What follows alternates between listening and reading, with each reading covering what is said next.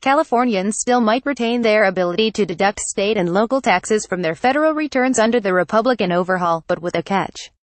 The total annual deduction would be capped at $10,000, which is the same level as a limited deduction for property taxes that both the House and Senate plans already include.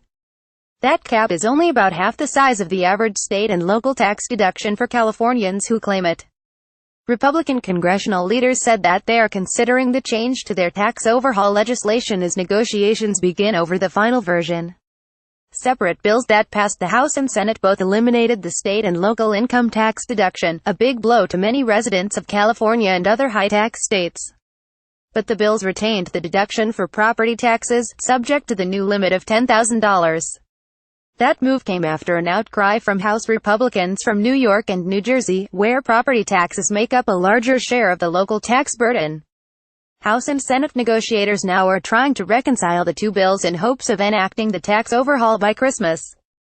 Some California House Republicans, including Majority Leader Kevin McCarthy or Bakersfield, are advocating opening the $10,000 property tax deduction to state and local income taxes to help constituents who claim it.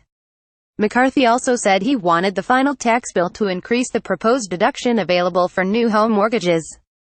The House bill would limit the deduction to interest on as much as $500,000 in mortgage debt, down from the current $1 million limit.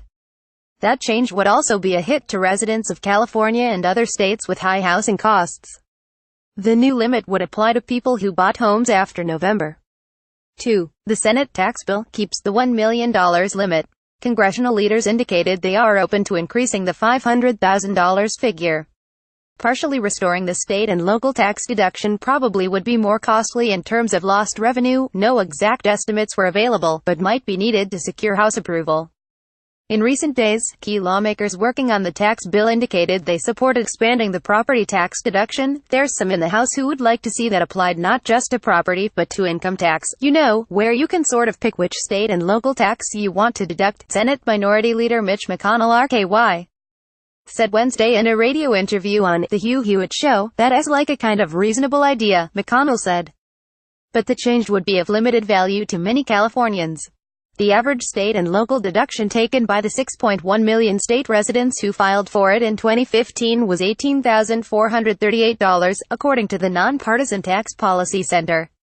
That was the third highest average of any state, behind New York and Connecticut. This potential change may slightly ease the tax burden on a limited number of Californians who itemize their taxes.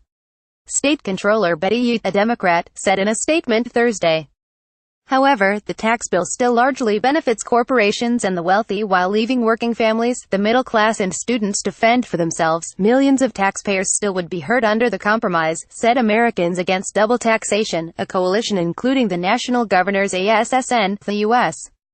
Conference of Mayors, labor unions and other state and local government organizations fighting to keep the state and local deduction. Retaining only a limited property tax deduction, as both bills now do, hurts California more than New York and other high-tax states. California's top state income tax rate of 13.3% was by far the highest in the nation last year. The rate in New York and New Jersey was about 9%, but property taxes in California have been limited since voters passed Proposition 13 in 1978. In an analysis this year of property taxes by personal finance website WalletHub, California tied for the 17th lowest rate. New Jersey had the highest rate. Californians claimed $70 billion in federal deductions for state and local income taxes in 2014, but only $27 billion in real estate, personal property and other taxes, according to the California Franchise Tax Board. Times staff writers Lisa Mascaro and Sarah Dwyer contributed to this report. Caption Jim Pazangara at lawtimes.com, Twitter at Jim Pazangara, Mortgages Real Estate, U.S. Senate Republican Party.